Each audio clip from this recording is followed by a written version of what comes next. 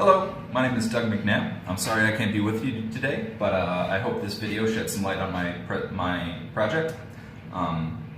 The question that I wanted to answer with my research project is there mercury pollution in the Kalamazoo River? Where is it coming from? And what's the best way to detect that? So, mercury is a pretty potent environmental pollutant. It takes only about parts per trillion to have a significant impact on wildlife and health and human populations. There are three forms of mercury contamination. We have elemental mercury, which is mercury atoms unbound in complex molecules. There's inorganic mercury, which often takes the form of things like mercuric salts.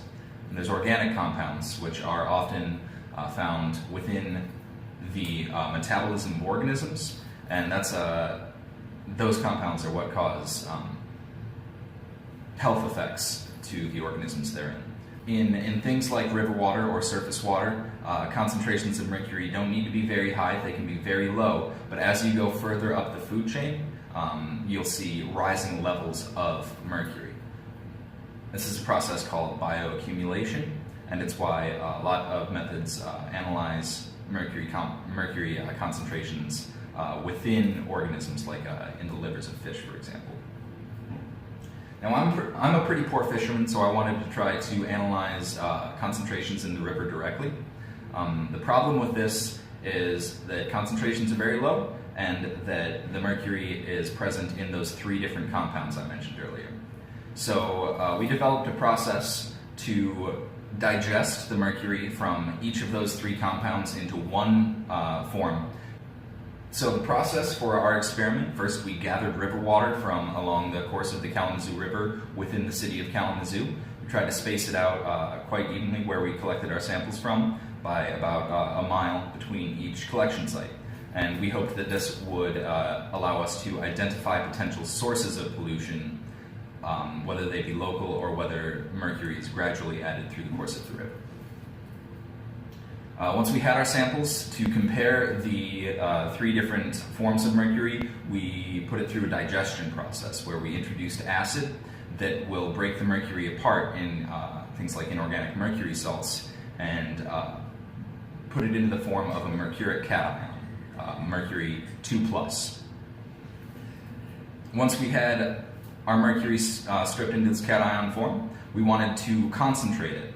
And we did this with the use of our cation exchange resin here. We put the mercury samples through the resin, filtered much the same way that household water softeners do, hoping that the mercury cations would bind to the exchange resin in this process called cation exchange. And the way that works, there are sites on the cation exchange resin, that allow these positive mercury molecules to attach, and the resin emits a hydrogen plus ion in its place. So we sent our river water, filtered it through the cation exchange resin, bound the mercury to the resin, and then extracted the mercury from it in a different solution that was more concentrated. And we did that with the use of stronger nitric acid, which has a lot of those H+ molecules, which will knock the mercury off of the resin. This concentrated it by a factor of about 10 times. We went from 10 parts water as the solvent to 1 part nitric acid as the solvent, hopefully with the same concentration or the same amount of mercury in each sample. So once we had our concentrated samples, we used the process of atomic absorption spectroscopy to try and analyze how much mercury was in them. Atomic absorption spectroscopy works by aspirating the mercury samples through a flame of acetylene, and then shining ultraviolet radiation, UV light, through the flame. The mercury atoms that have been ionized in the flame absorb a very specific wavelength of light. It's 254 nanometers. So the light that's being shown through the flame decreases in the intensity based on how much mercury is able to absorb that wavelength.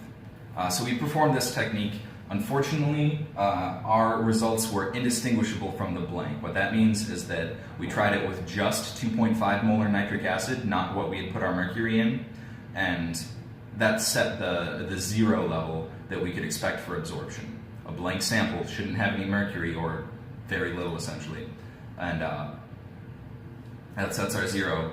Once we did it with our mercury samples, that was zero as well.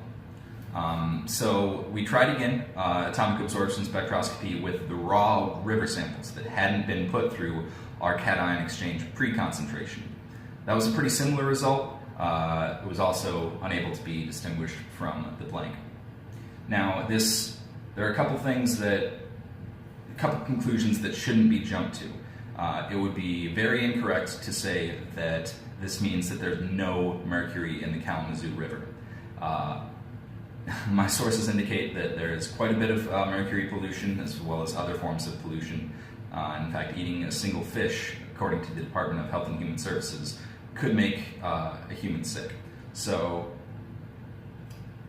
the way that we interpret this is that the low detection limit for atomic absorption spectroscopy is still above the amount of mercury present in the river, based on running the AAS over the raw river water samples, and it's also above our pre-concentrated sample.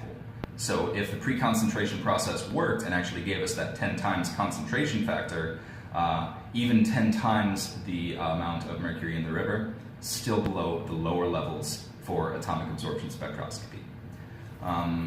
So we suggest, if we had the time and resources, to do something like cold vapor atomic absorption spectroscopy, which is what's recommended by the EPA to detect mercury limits.